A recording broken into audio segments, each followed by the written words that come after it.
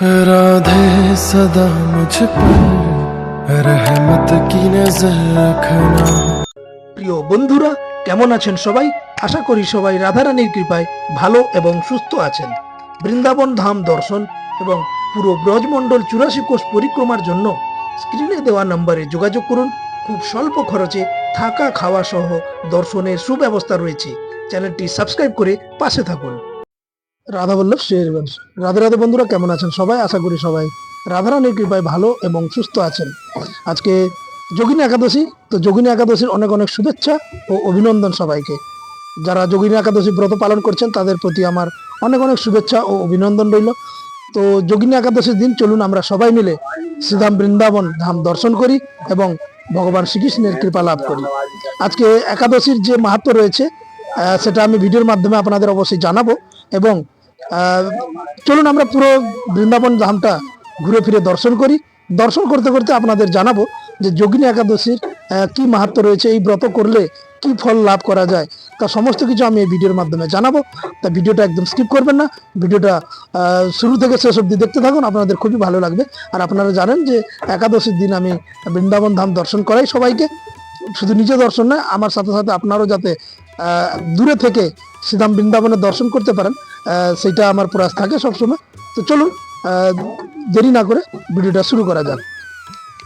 এই মুহূর্তে আমি যমুনা মহারানী পাড়ে রয়েছি এবং যমুনা মহারানী পাড় থেকে আপনাদের দর্শন করানোর চেষ্টা করব যে আজকে একাদশীর দিনে বৃন্দাবনে কি পরিমাণ ভিড় রয়েছে। দেখতে পাচ্ছেন খুব একটা ভিড় নেই আজকে বন্ধুরা, মানুষের খুব একটা ভিড় নেই।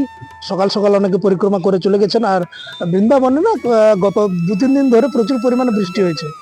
তো বৃষ্টির পরে আজকে ওয়েদার যদি বলি, ওয়েদার আজকে খুব একটা গরমও নয়, খুব একটা ঠান্ডাও নয়, ওয়েদার মোটামুটি রয়েছে, বাতাস চলছে এবং যমুনা মহারানী পাড়ে এই মুহূর্তে রয়েছি। খুব একটা বেশি ভক্তের ভিড় নেই, দেখতে পাচ্ছেন।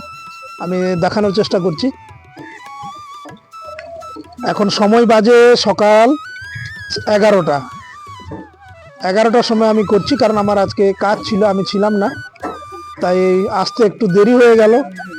সকাল সকাল অনেকে কিন্তু পরিক্রমা করেছেন, তবে এখন পরিক্রমা মার্গে দেখতে পাচ্ছেন খুব একটা ভিড় নেই এই মুহূর্তে। কিছু সংখ্যক মানুষ পরিক্রমা করছেন দেখতেই পাচ্ছেন, বাকি সেরকম কোনো ভিড় নেই আজকে। ভক্তরা খুব সুন্দরভাবে পরিক্রমা দিচ্ছেন, কোনো অসুবিধা নেই। ঠান্ডা ঠান্ডা বাতাস দিচ্ছে আজকে বৃন্দাবনে।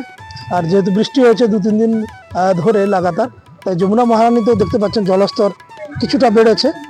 কিন্তু যমুনা মহারানীতে জলস্তর বাড়ার সাথে সাথে আর একটা জিনিস যেটা লক্ষ্য করছি, সেটা হচ্ছে কিছু নোংরা আবর্জনা কিন্তু যমুনা মহারানীতে ভেসে ভেসে এসছে। আপনারা চারিদিকে দেখতে পাচ্ছেন কিছু নোংরা আবর্জনা ভেসে ভেসে এসছে। তো সেটা তো জলের স্রোতে স্রোতে বয়ে চলে যাবে। কম ভক্তরা কিন্তু চলতে আছেন, তবে শুনেছিলাম সকালের দিকে অনেক ভক্ত পরিক্রমা দিয়ে সেরেছেন। আর একাদশী হলেই না আশেপাশে সমস্ত গ্রামবাসীরা, ব্রজবাসীরা, সাধু সন্ত ভক্ত যারা রয়েছেন ওনারাও আসেন বৃন্দাবনের যে পঞ্চকোশী পরিক্রমা রয়েছে সেই পঞ্চকোশী পরিক্রমা দেওয়ার জন্য।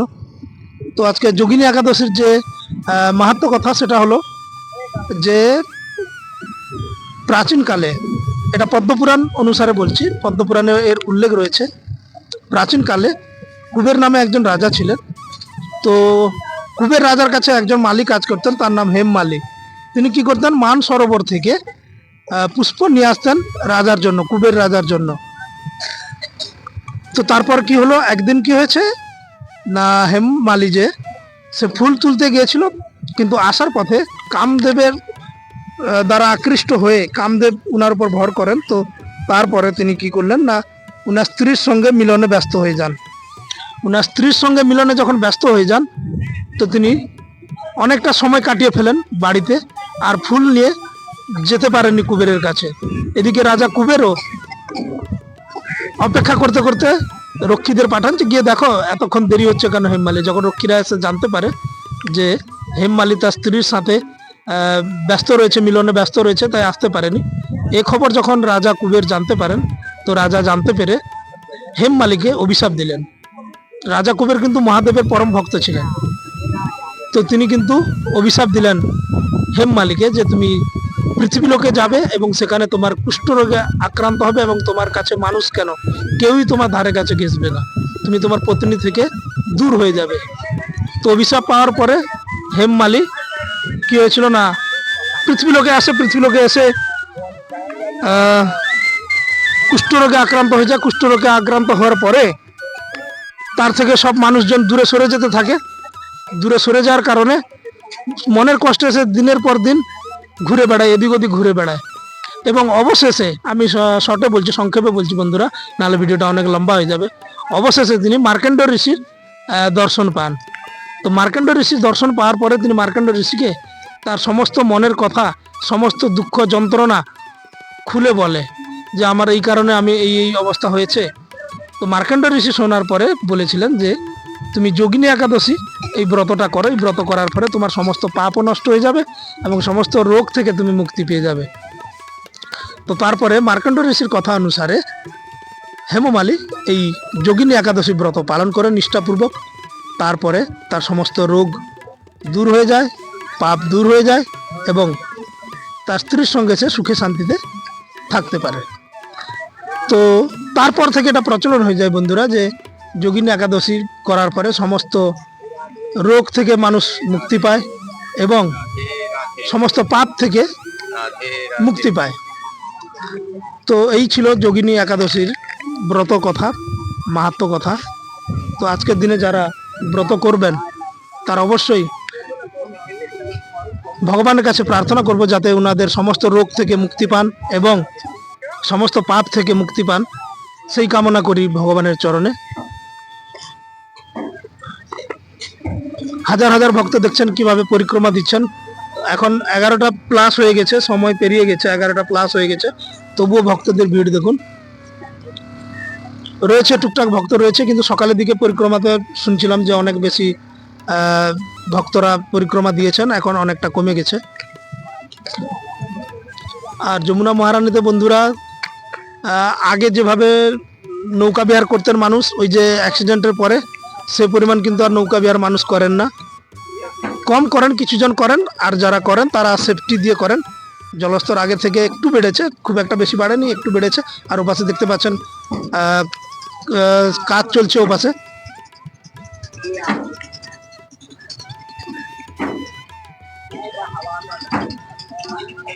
ভক্তরা রয়েছেন বন্ধুরা, টুকটাক ভক্তরা রয়েছেন, খুব একটা বেশি নেই, কিন্তু ভক্তরা চলতে আছেন, রয়েছে ভক্ত। চিরঘাটে রয়েছে এখন, চিরঘাট অর্থাৎ এই সেই ঘাট, এখানে দেখতে পাচ্ছেন যমুনা মহারানীর সামনে রয়েছেন, অনেকটা দূরে সরে গিয়েছেন।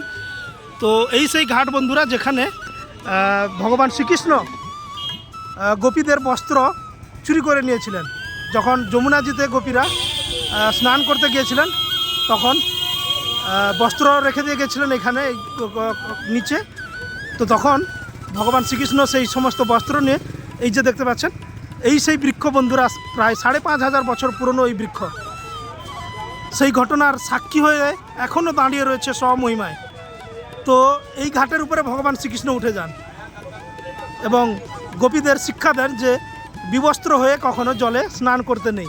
সেই শিক্ষা দেওয়ার জন্য গোপীদের বস্ত্র তিনি চুরি করে এই গাছেই উঠে গিয়েছিলেন।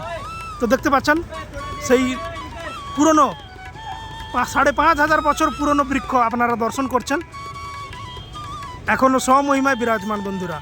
আজও অনেক ভক্ত, লক্ষ লক্ষ ভক্তরা আসে ভগবান শ্রীকৃষ্ণের ছোঁয়াপ্রাপ্ত এই দিব্য বৃক্ষের দর্শন করতে এবং বৃক্ষের ছোঁয়া পেয়ে ভগবান শ্রীকৃষ্ণের ছোঁয়া অনুভব করার জন্য।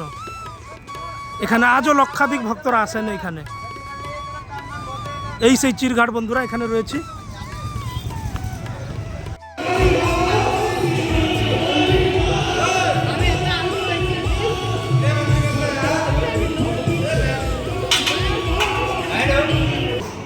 বন্ধুরা রয়েছি রাধা দামোদর লাল মন্দিরে, দর্শন করলেন রাধা দামোদর লাল এবং রাধারানী। তো মন্দিরেও এখন খুব একটা ভিড় নেই, কিছু ভক্ত এই মন্দিরে পরিক্রমা দিচ্ছেন। আসলে এখানে যে বিরাজমান রয়েছে শিলাটি, না এই যে দেখতে পাচ্ছেন, এই যে শিলাটি রয়েছে না, এই শিলাটি ভগবান শ্রীকৃষ্ণ স্বয়ং সনাতন গোস্বামীজিকে দিয়েছিলেন। যখন সনাতন গোস্বামীজি বয়স হয়ে গিয়েছিল তখন তিনি রোজ এখান থেকে গিয়ে গিরিরাজ্যের পরিক্রমা দিতেন এবং পরিক্রমা দিয়ে ফিরে আসতেন এখানে। তো যখন বয়স হয়ে যায় তখন আর তিনি পরিক্রমা দিতে পারেন না। তো তখন ভগবান শ্রীকৃষ্ণ এই শিলাটি দিয়েছিলেন, গিরিরাজ্যে শিলাটি দিয়েছিলেন যে এই শিলার যদি আপনি 4 পরিক্রমা করেন তো সম্পূর্ণ গিরিরাজ মহারাজ পরিক্রমার ফল প্রাপ্তি হয়। তো পিছনে পাশে দেখতে পাচ্ছেন কিছু সমাধি রয়েছে। তো তারপর থেকে বন্ধুরা এখানে এই মন্দিরের 4 পরিক্রমা দেওয়ার একটা পরম্পরা চালু হয়ে যায় এবং এটা মানা হয় যে এই মন্দিরের 4 পরিক্রমা সম্পূর্ণ গিরিরাজ পরিক্রমার ফল প্রদান করে। তো দর্শন করতে থাকুন আপনারা। এটা রাধা দামোদর লাল মন্দির। প্রথমে রাধা দামোদর লালের দর্শন করেছেন। এখন পঞ্চতত্ত্ব অর্থাৎ আমরা যেটা বলি শ্রীকৃষ্ণ চৈতন্য প্রভু নিত্যানন্দ শ্রী অদ্বৈত গদাধর শিবাসাদি গৌর ভক্তবৃন্দ, তো সেই পঞ্চতত্ত্ব দর্শন করাবো আপনাদেরকে। আপনারা ভিডিওটা একদম স্কিপ করবেন না, দেখতে থাকুন। এখানে মন্দিরে মোটামুটি ভিড় রয়েছে বন্ধুরা। দেখতে পাচ্ছেন কত শত ভক্তরা পরিক্রমা দিচ্ছেন। এই মন্দিরে যে 4 পরিক্রমা, সেই 4 পরিক্রমা দিচ্ছেন কত শত ভক্তরা। বন্ধুরা বলার মতো ভাষা নেই। বৃন্দাবন ধাম যারা এখানে থাকে বা যারা এসেছেন আপনারা নিশ্চয়ই জানেন যে এখানে কি সুখ রয়েছে, অপার্থিব সুখ। এই সুখ যারা কৃষ্ণ ভক্ত হয় তারাই একমাত্র এই রস, এই সুখ আস্বাদন করতে পারে। আদার্সওয়াইজ কেউ করতে পারেন না। ভক্তি থাকলে মনে অবশ্যই আপনারা সেটা বুঝতে পারবেন। আমি বাগরুদ্ধ বলার ভাষা নেই আমার। দর্শন করছেন বন্ধুরা শ্রী অদ্বৈত আচার্য এবং নিত্যানন্দ প্রভু, মাঝখানে রয়েছেন চৈতন্য মহাপ্রভু, আর এ পাশে রয়েছেন গদাধর প্রভু এবং শ্রীবাস ঠাকুর।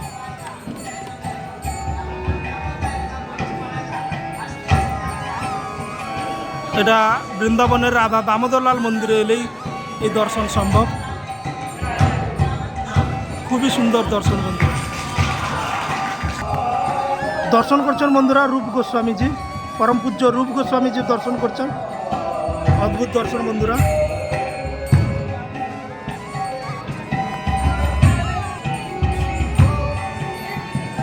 কীর্তন হচ্ছে এখানে বন্ধুরা।